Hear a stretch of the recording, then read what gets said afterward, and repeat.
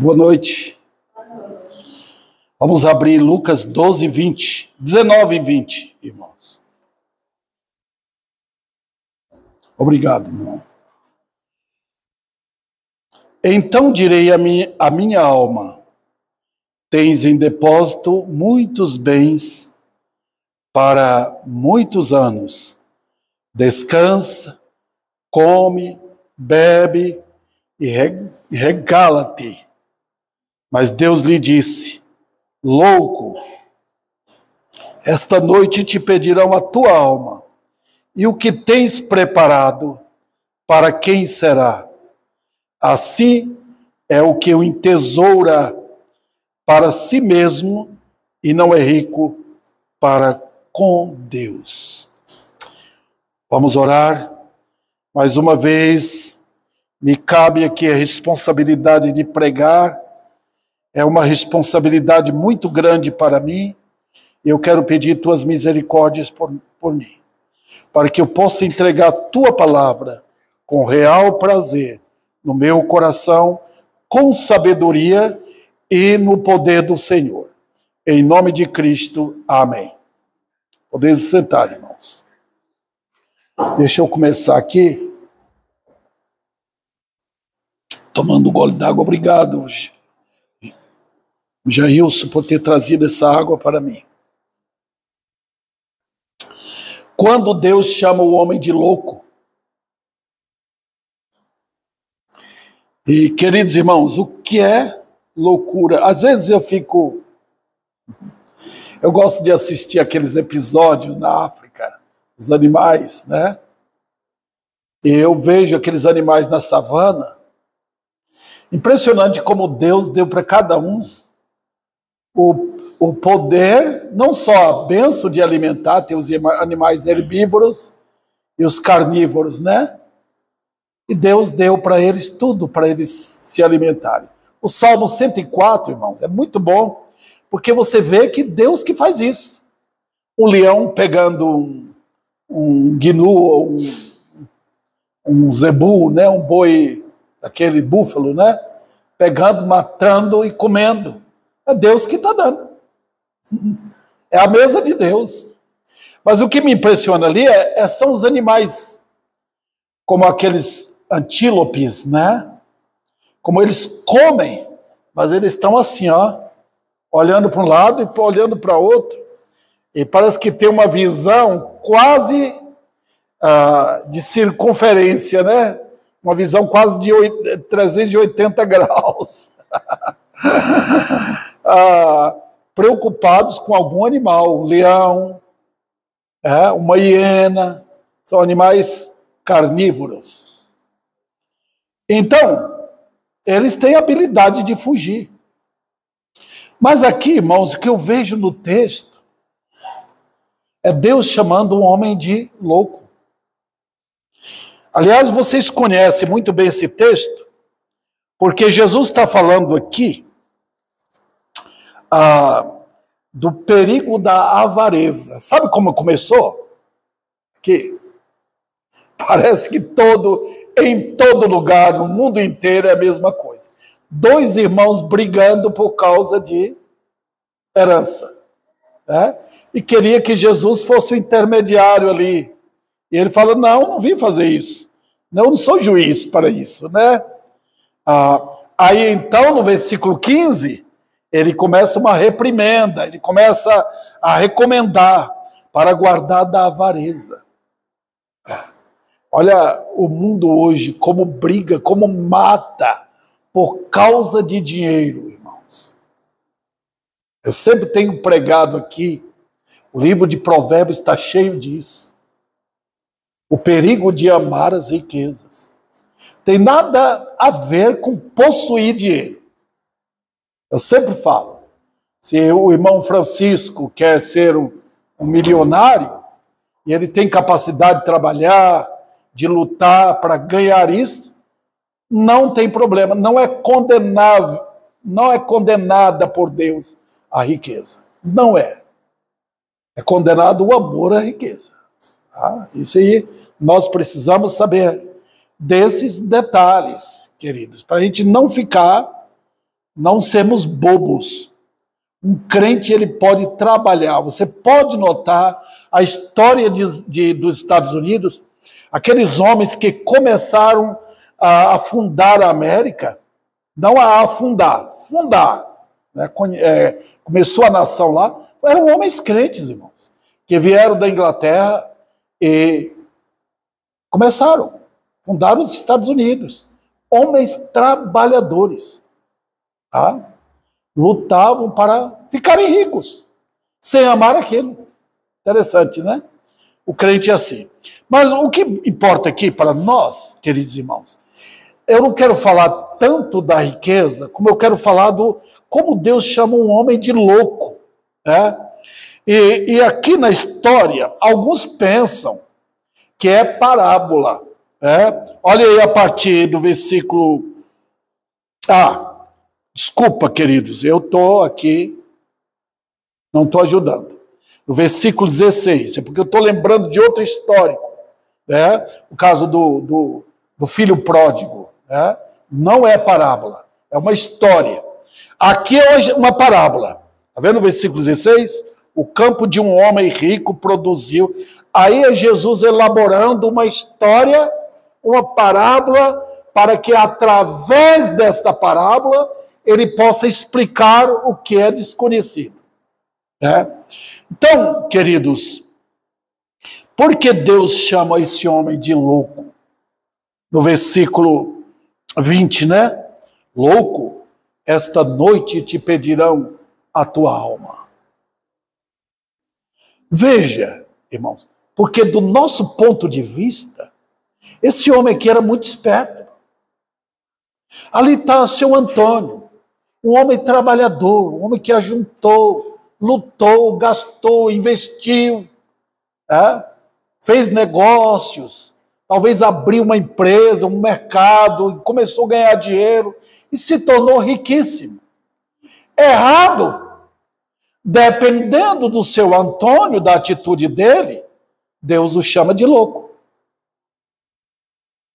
Foi o caso dele aqui.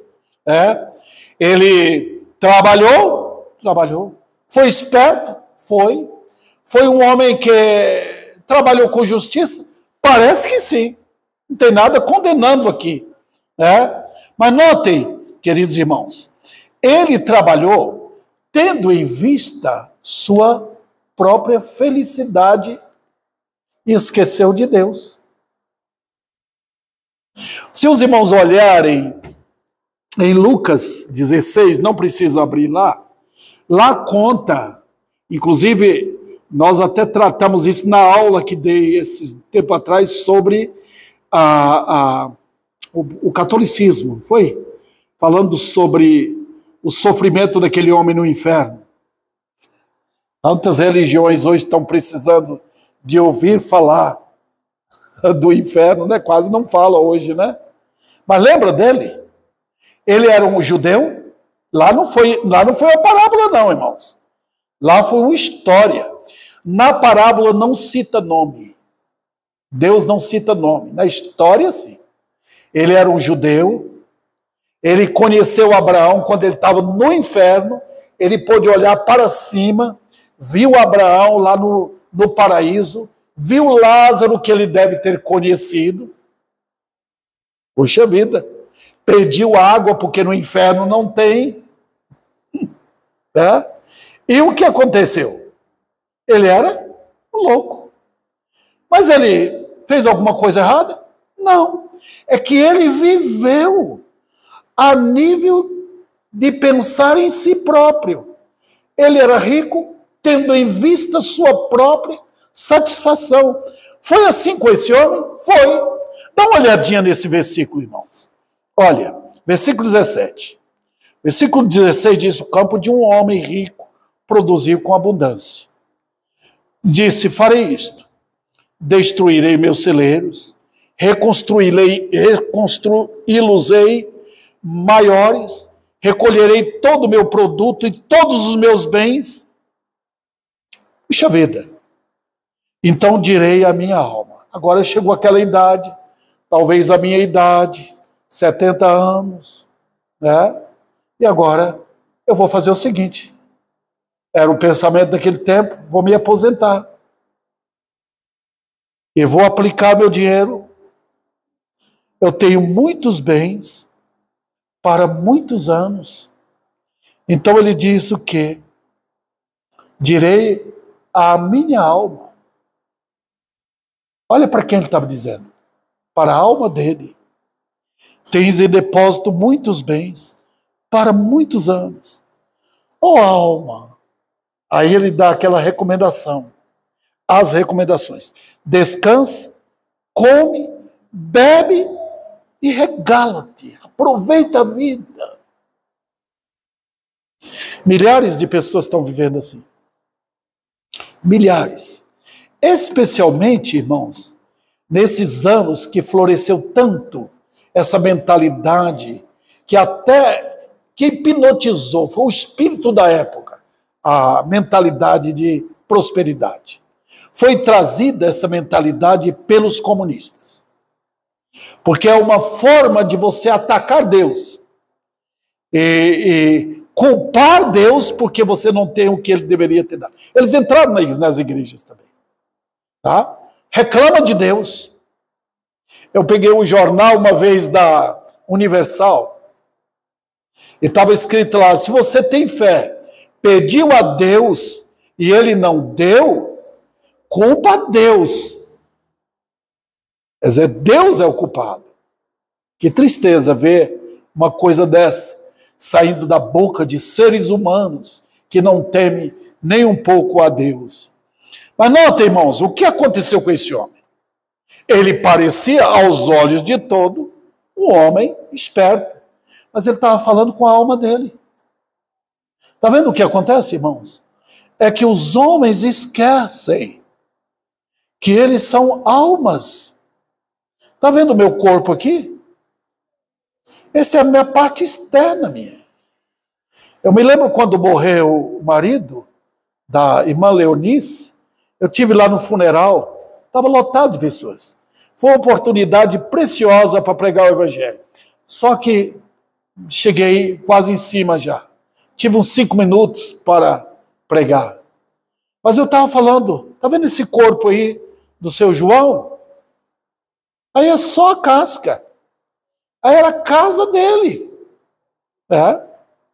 Eu lembro quando minha esposa faleceu o ano passado, nós olhávamos assim o corpo da dona Nádia. Era a casa dela. Pronto. Ela mesma já tinha partido. Ela já estava com o Senhor. É. Ali estava a casa dela.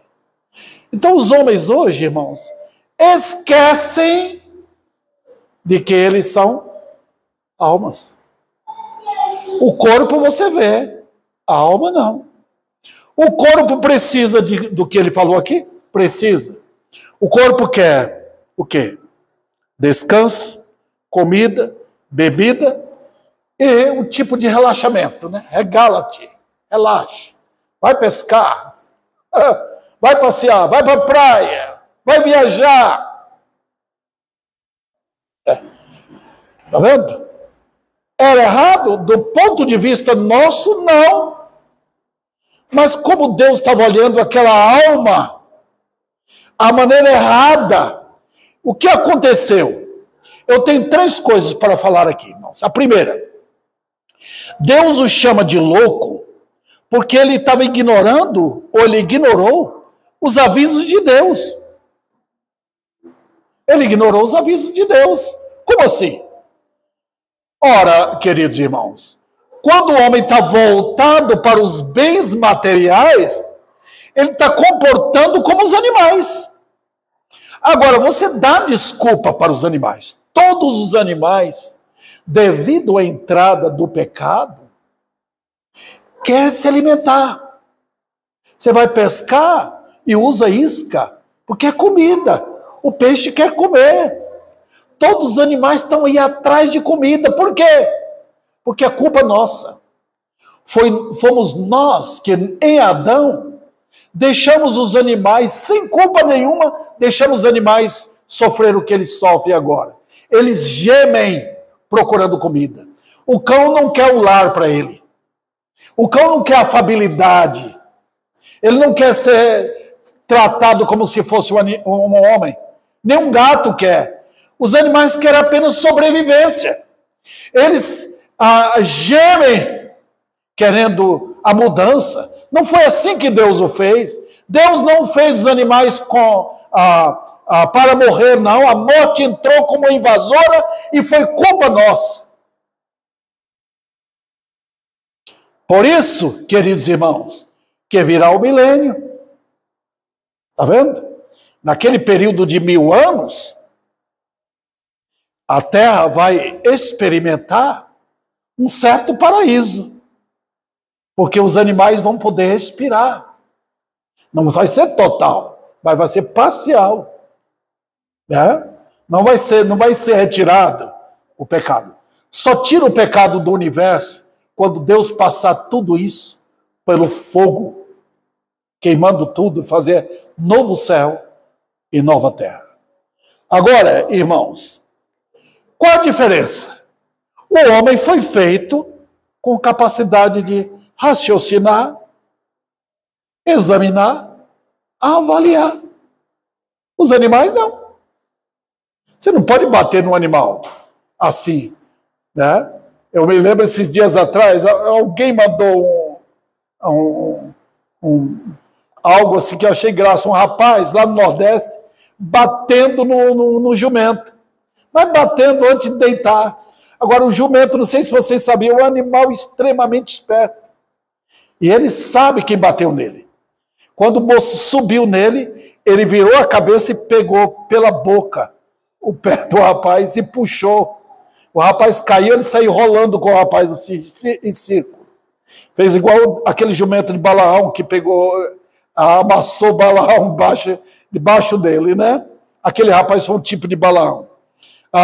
Mas notem, irmãos, a diferença é essa.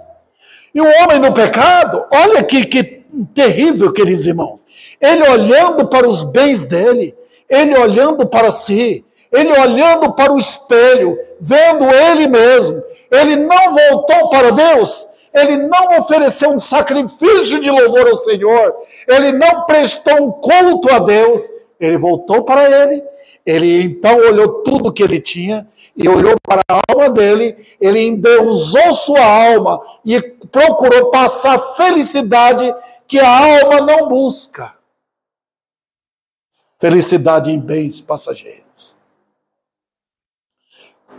Note, queridos, Deus tem dado aos homens a revelação da sua criação. Você abre Romanos, não precisa abrir lá agora, a partir do versículo 18 do capítulo 1, é uma plena revelação da criação. Queridos irmãos, a criação é uma Bíblia. Cada folha que você pega, cada banana que você tira ali descasca para comer, cada laranja, cada lugar onde você põe a sua mão e vê, tudo mostra a beleza desse grande Deus. Eu falei para os irmãos porque a Bíblia fala lá em Romanos capítulo 1 que Deus imprimiu duas coisas que não podem ser tiradas da criação. Está ali, o arroz que você pega, mulher, para cozinhar, para dar comida, o feijão, está impresso naquele carocinho de arroz, naquela sementinha, está impresso duas coisas: o poder dele e a divindade dele. Significa nisso que ninguém pode imitar. Então, não tem desculpa. O propósito da criação é a glória de Deus. O propósito pelo qual Deus fez todas as coisas é a glória dele. Então, se o homem não dar glória a Deus, ele vai estar dando glória a quem? Romanos fala. Ele vai fazer idolatria. Ele vai fazer os seus ídolos. E vai prestar cultos a quem? Ao diabo, que está sempre atrás das idolatrias. Outro detalhe, irmãos. Não foi feito para os animais adorar a Deus. Eu já vi, eu cantava quando era pequeno. Pela manhã as aves cantam. As aves não cantam não, irmãos. Os animais adoram, ou louvam, não adoram, louvam. Nem os animais não cantam. Nenhum animal. Eles louvam. Por quê? Eu já expliquei para a igreja. Louvor, tudo mostra o que é louvor.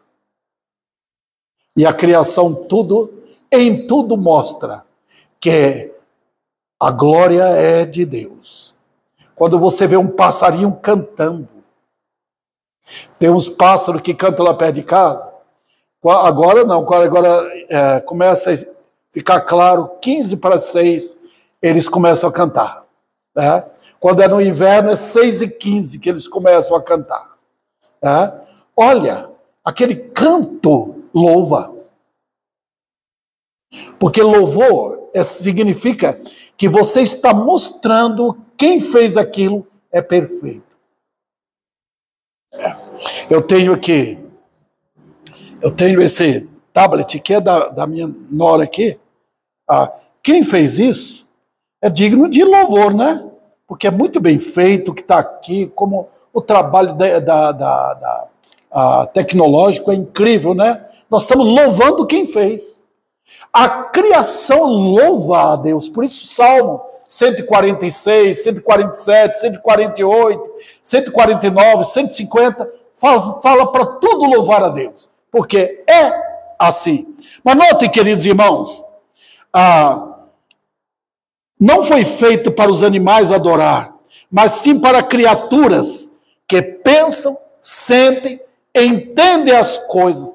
Então, quando os homens estão tendo os bens nas mãos, quando os homens estão tendo dinheiro, quando os homens têm comida, quando os homens têm recursos próprios para viver e não tributam louvor a Deus, então, queridos, eles estão vivendo abaixo dos animais. Está acontecendo isso nos nossos dias.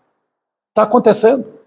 Quando o pecado vai aumentando, e os homens não veem à igreja, não abrem a Bíblia, não ensinam seus filhos, não se preocupam com comida, se preocupam com festa, se preocupam com aniversário, se preocupam com o conforto deles, é porque eles estão ficando abaixo dos animais.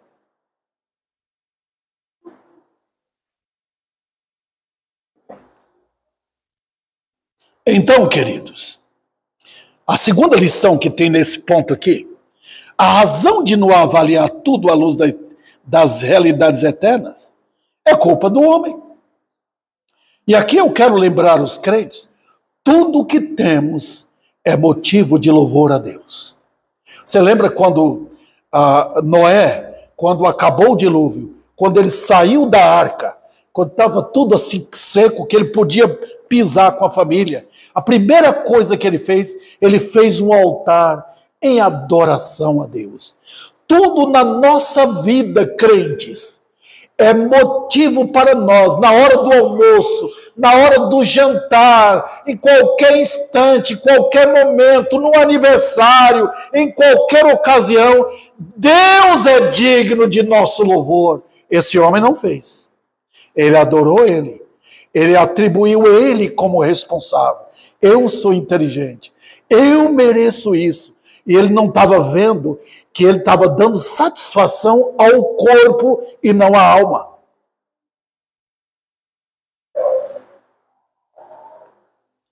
Olha, queridos, qual a diferença também em relação aos homens e animais?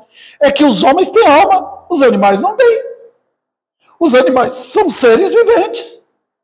Você matou um gato aqui, acabou. Morreu um cachorro ali, acabou. Mas morre um ser humano. Os irmãos estão vendo a troca que estão fazendo hoje? Estão criando leis para proteger os animais, mas não tem lei nenhuma para proteger uma criancinha que está no útero de uma mulher. Eles querem que aborte. Assassinato, queridos irmãos. Nós estamos vivendo esta época. E é triste isto. Outro detalhe aqui. As almas são mais preciosas do que o corpo. Vamos repetir isso aqui? Suas almas elas são mais preciosas do que o seu corpo. Sua alma é eterna, o corpo não é. O corpo morrerá, a alma não é, não vai morrer, ela sai. Eu acompanhei a morte do meu sogro e acompanhei de perto a morte da minha esposa. Momentos difíceis, quando a alma sai. Você não vê a alma saindo, mas quando ela sai, a casa fica vazia, completamente. Eu me lembro quando meu sogro morreu, a alma saiu e a casa dele, que ele viveu mais de 80 anos, ficou vazia. Estava ali um corpo inerte. E escuta, o que esse homem está fazendo aqui? Olha o versículo 19. Eu direi à minha alma. Que tristeza você argumentar com a alma. Dá para sua alma o que ela não quer. Isso é loucura.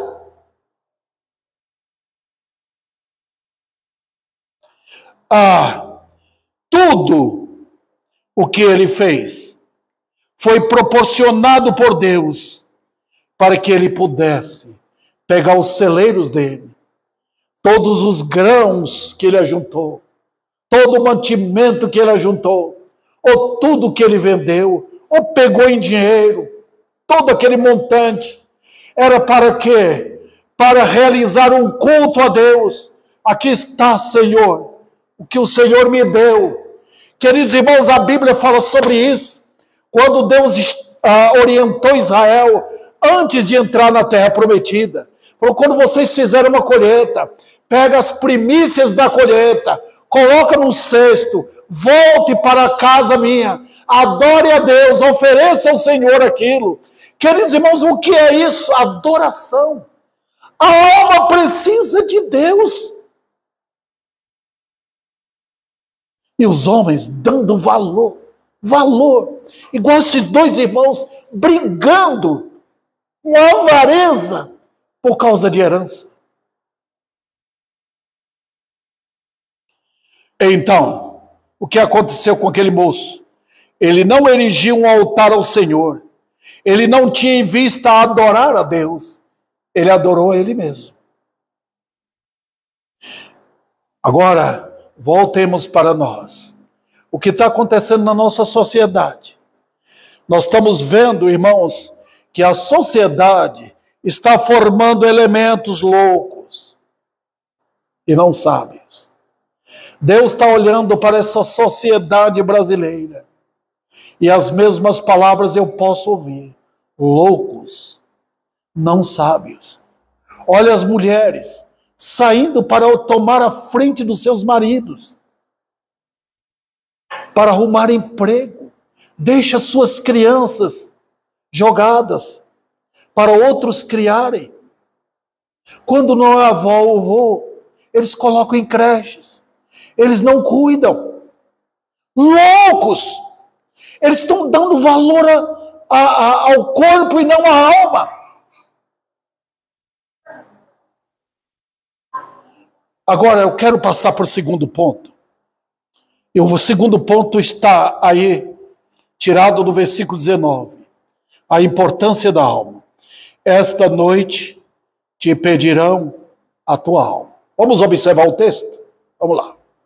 A primeira lição é que o verbo está no plural. Os irmãos estão vendo? Esta noite te pedirão. E eu entendi aqui, queridos irmãos, que tem elementos que interessam pela alma? Tem. O que eu subentendi aqui é o seguinte, que se Deus não resgatou a alma, ela está sozinha. Está vendo? Eu preguei uma vez aqui no Salmo 24, eu acho que os irmãos não lembram. Como você cuida da sua alma? Você dá para a sua alma o que a alma quer? Ou precisa? O que a alma quer? O que a alma necessita? Ela necessita de Deus. Então eu posso garantir para os irmãos que se a sua alma, não foi resgatada, não foi comprada, não foi tomada para Deus, sua alma está abandonada. Os irmãos, eu preguei uma vez aqui também, em Cantares capítulo 3. Ali é uma clara explicação do que é, usando a ilustração da mulher sozinha. Uma mulher sozinha numa casa, sem ninguém, não tem nenhum filho, o marido foi embora, ela não tem ninguém. E ela está lá na escuridão, no seu quarto. Eu estou sozinha aqui, um medo pode aparecer. Eu me lembro, lá em Uberaba, eu e a Nádia, nós conhecemos uma senhora, esposa de um médico. Ele abandonou a mulher, com a filha. A mulher, foi um período, irmãos, terrível para aquela senhora. Uma senhora nova, bonita. E ela estava desesperada, porque era um período de ladrões entrar na casa. Aquele período que eles estavam agravando o sistema de terrorismo. Então ela estava na cozinha, de repente aparece um cara lá. A mulher fica aterrorizada. Ali em Cantares fala sobre isso. Ali à noite, ela procura o amado da alma dela. E ela não encontra. Ela sai de noite a procurar. Ali está uma explicação do que é uma alma sem Deus. Eu quero Cristo, eu estou sozinho, eu não sei para onde eu irei, o que será de mim, eu estou com medo. Uma alma sem Deus. Então, olha, queridos, se sua alma não encontrou Jesus Cristo, se sua alma não foi atingida pelo amor, se Jesus não entrou na sua vida para ser o Senhor da sua vida, sua alma está abandonada. Então Deus diz para aquele louco: esta noite te pedirão a tua alma. E agora eu quero saber, irmãos, o quê? A ênfase que ele dá aqui é dada no viver. Aquele homem, não a alma, mas ao corpo. Eu quero comer, isso é o corpo. Eu quero bebida. Então chama para o aniversário que eu vou, porque lá vai ter comida. Lá vai ter festa. Eu posso dançar, tudo o corpo. Está vendo? Ah, eu quero assistir um filme. O corpo. Tudo refletindo o que o corpo precisa. Ah, eu quero ter amigos, eu quero passear, eu quero ir na praia. Tudo envolve o corpo. E sabe, em si não é errado, queridos irmãos. Não é. O problema é quando dá vazão a isto. Quando os bens se tornam uma divindade em si mesmo. Os irmãos lembram daquele homem que chegou para Jesus? Rico, cheio de orgulho. Fazendo perguntas, querendo saber como ele poderia entrar no céu. Quando Jesus mexeu no bolso dele, mexeu no coração dele e descobriu para ele: olha o que é que está no seu coração. Você tem uma divindade escondida ali. Joga fora. Joga, vende tudo que você tem. Você não quer entrar no céu? Você não quer? Então vende tudo que tens, dá aos pobres, vem e siga-me. Não é isso que você quer? Não é interesse seu? Não é importante isso para a sua vida? Então faça isso. Ele foi embora. Os irmãos percebem a loucura do homem? E é o que está acontecendo em nossos dias no Brasil. É o que nós estamos vendo ao derredor. Eles estão procurando tudo que envolve o corpo. Eles estão procurando até dentro das igrejas o que vai envolver meu corpo. Como eu posso pular, como eu posso dançar, como eu posso sentir, como eu posso viver, como eu posso cantar. É tudo envolvendo o corpo e não a alma. E o que é que Deus disse para aquele homem? Louco, esta noite te pedirão a tua alma. Então o que aconteceu com ele? Significa que houve um viver enganado. Ele estava pensando que ele estava ganhando a alma, mas ele estava o quê? Perdendo. Lembra que Jesus falou que adianta o homem ganhar o mundo inteiro e perder a sua alma? Está vendo o perigo? Eu vejo homens e mulheres hoje, jovens, estimulados pelo amor ao pecado. Todo o poder do pecado é voltado para os interesses físicos. Queridos, leiam a Bíblia e vocês vão ver como Deus põe a maldição dele sobre as coisas que os homens construíram. Ele atacou a nação de Edom, destruiu tudo que tinha, atacou Babilônia, destruiu tudo. Deus atacando aquilo que os homens erigiram, construíram, achando que estavam fazendo o melhor. Deus acabou com tudo aquilo.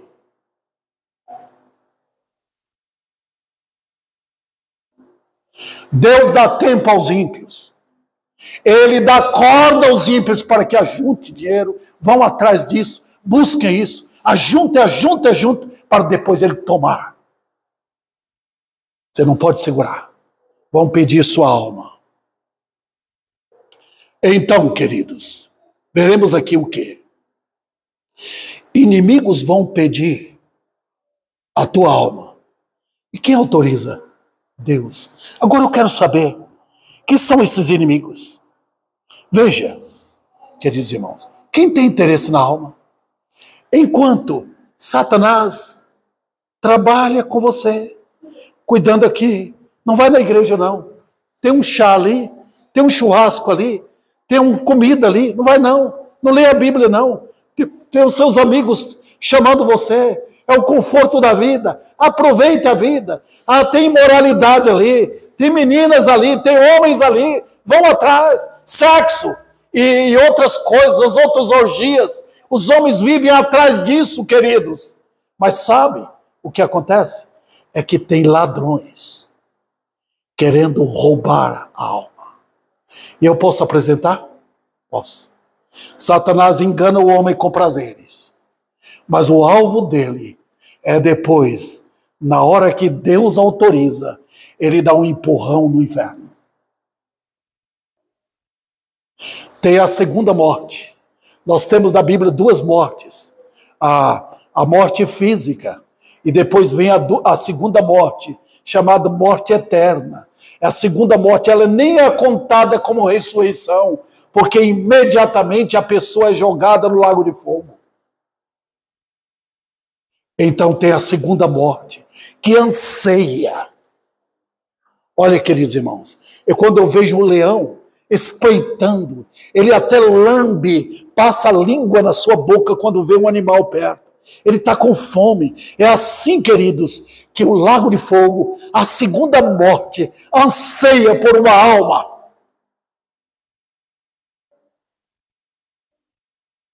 Porque homens e homens não caíram no inferno hoje, porque Deus não autorizou ainda. Tem também o inferno agonizando lá, querendo como um crocodilo com a boca escancarada, esperando cair.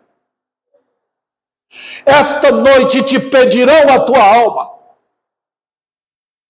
Esta semana eu mandei para Facebook frases falando sobre o inferno.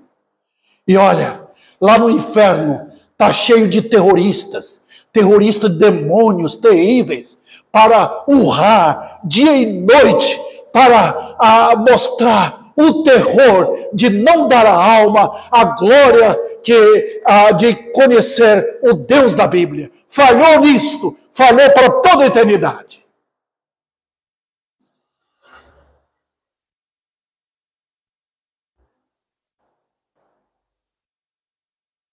Vamos lá. Significa que a loucura está em ajuntar o que eu não posso segurar. Eu não posso segurar os bens.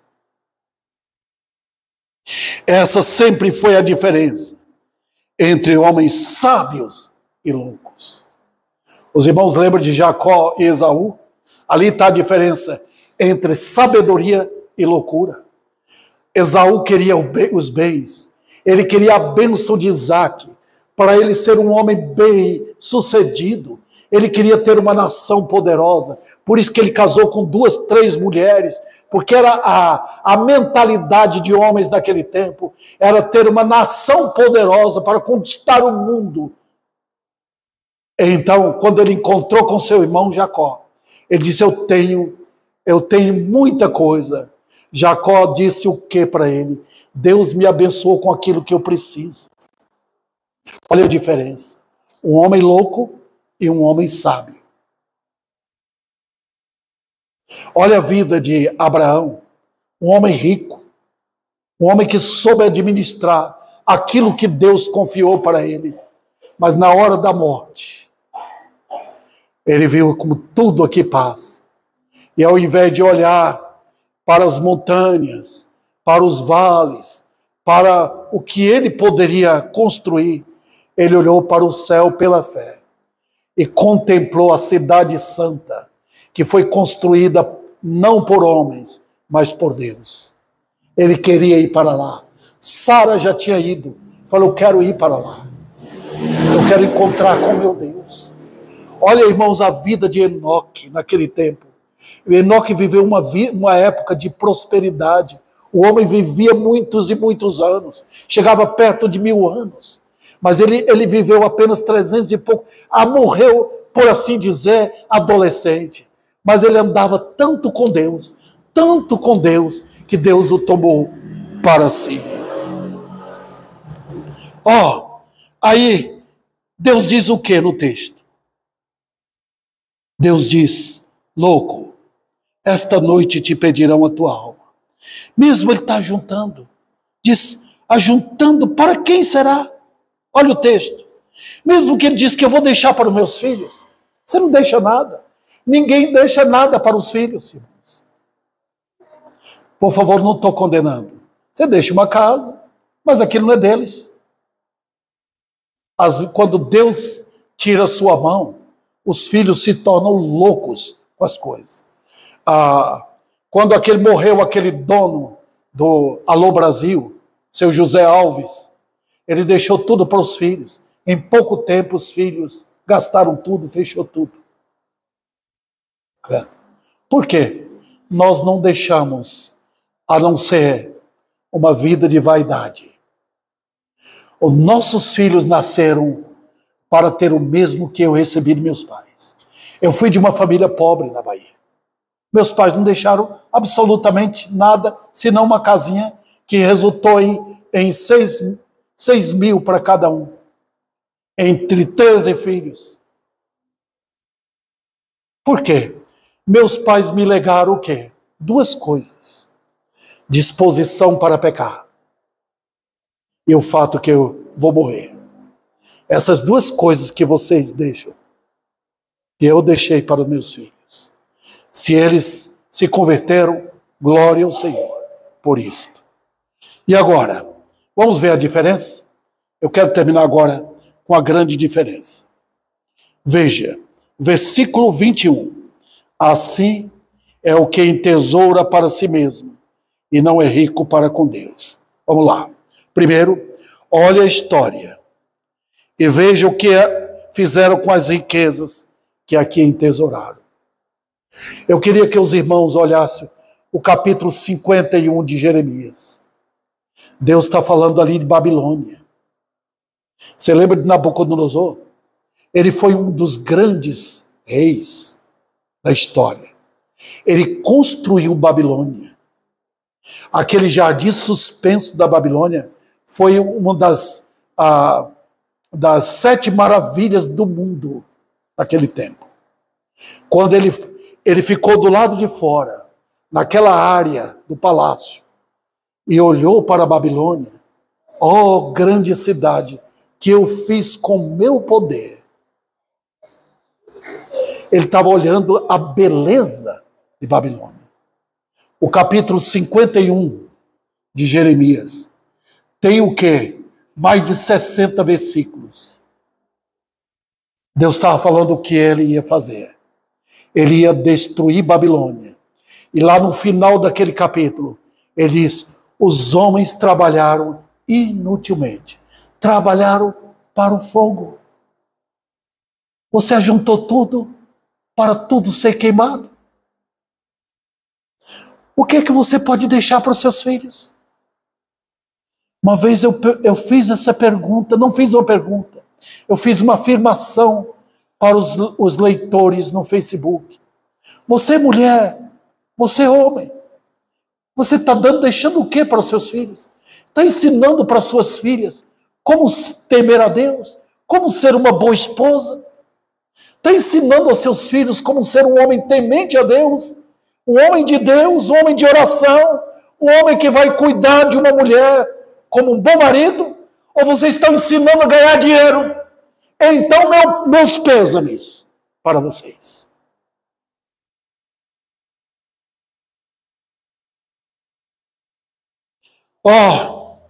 Olha a história. Nós os homens, vivemos como animais? Não olhamos o passado. A Bíblia manda olhar as veredas antigas. Olha aqueles homens que morreram e deixaram o quê? Nada. Perderam tudo. Deus deixa os homens ajuntar. Lá ali está aquele grande homem, conquistador e empreendedor. Olha como ele juntou tudo. Deus deixa. Deus dá tempo para eles. Até que a morte chega e leva. Foi assim com o mundo de Caim.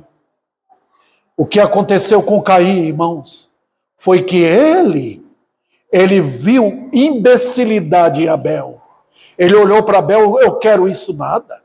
Eu quero ir para um paraíso. Eu vou construir meu paraíso aqui no mundo. Ele recusou o caminho do Senhor. Abel abraçou pela fé a salvação.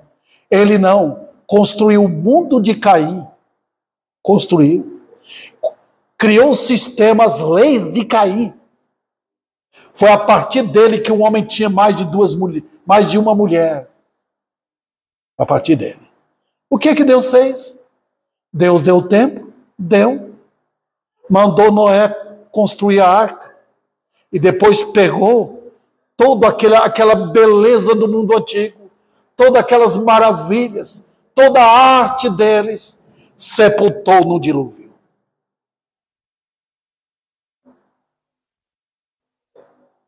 Que adianta o homem ganhar o mundo e perder a sua alma? Queridos, olha o que Deus diz: rico para com Deus.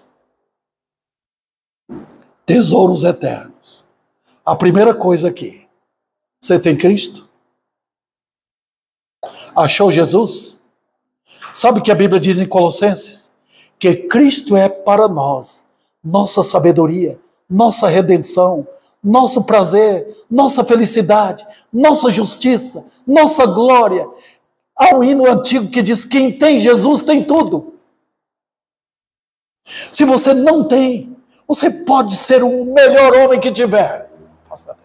Pode ser religioso, pode ser cortejado, pode ser rico, pode ser culto, não vale nada. Se você tem Cristo, você pode ser até o homem mais pobre que tem. Mas você tem uma alegria infinda, porque seus pecados foram perdoados. Foram sanados pelo sangue. Quando Deus convida o pecador, ele fala lá no Salmo, para o perdão e purificação de seus pecados. Ele não está convidando para a prosperidade. Tem uma prosperidade que é maravilhosa. Depois que você se converte, há uma prosperidade incrível na vida do crente, que ele vai deixando este vale, aos poucos caminhando, até chegar na porta celestial e ver o céu, ver a morada dele, ver a mansão que ele vai morar, ver a herança eterna, ver o corpo de glória que ele vai ter, ver Jesus, ver seus irmãos que partiram, todos estão lá esperando. É a esperança da glória. Queridos irmãos, quando a Bíblia diz Cristo em vós, esperança da glória, não esperança de um mundo melhor. Não. Esperança da glória. Paulo diz o quê? quando ele escreve Filipenses, ele diz: perdi todas as coisas, considerei tudo como refúgio, como lixo, por amor a Cristo. Nós cantamos os hinos do cantor, porque esses hinos, eles expressam a realidade da vida cristã. Começou quando? Começou na cruz. Foi na cruz que um dia eu vi meu pecado castigado em Jesus. Começou ali. Eu aprendi ali. Eu vi a vida a partir dali. É a partir da cruz que o farol ilumina para a eternidade. Ele me escolheu antes da fundação do mundo. É a partir da cruz que eu olho para a eternidade no futuro. Morarei com Cristo. Deixarei este mundo. Deixarei este inferno. Deixarei a companhia dos malignos. Deixarei toda essa indisposição que muitas vezes temos para pecar contra o Senhor. Rico para com Deus. E eu termino aqui. Você lembra de Zaqueu? Como Jesus entrou e deixou um tesouro que ele não tinha. Deixou sua salvação. Hoje veio salvação a esta casa. Pergunta a qualquer crente: está arrependido? Não. Pergunta ao falso crente. Ele vai voltar para o mundo. Ele está olhando para o mundo. Ele está pensando que ele vai para o céu. Não, ele está indo para o inferno. Porque ele mira o mundo. Ah, tem tudo ali que eu queria ter. E eu estou aqui perdendo tempo dizendo que sou crente. Mas eu termino aqui com o ladrão na cruz. Lembra ali? Há pouco instante, ele estava junto com seu amigo, zombando de Cristo. Desça da cruz, salva a gente. Em outras palavras, está dizendo: queremos voltar para o mundo. Queremos roubar de novo. Mas quando Deus abriu os olhos, que o Espírito de Deus mostrou quem estava ali no meio. Não era Barrabás, era o Filho de Deus. Ele olhou, irmãos, foi uma coisa impressionante. O Espírito de Deus mostrou o Salvador. É Ele. Ele que veio do céu para me salvar. Imediatamente ele segurou na corda da misericórdia. Lembra-te de mim quando entrares no teu reino. Foi ali que ele foi salvo. Que misericórdia.